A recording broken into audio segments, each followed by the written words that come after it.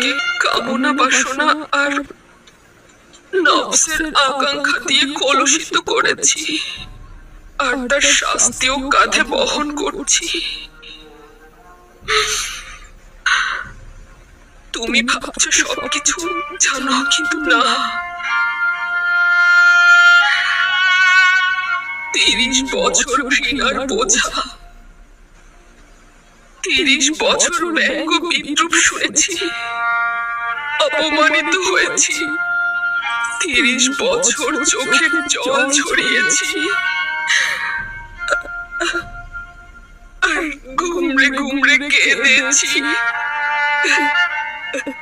30 বছর গলিতে গলিতে ঘুরে বেরিয়েছি, 30 বছর ধরে ছুটে চলেছি, কিন্তু মাকসাদে পৌঁছাতে পারিনি। ক্ষণিক সময়ের জন্য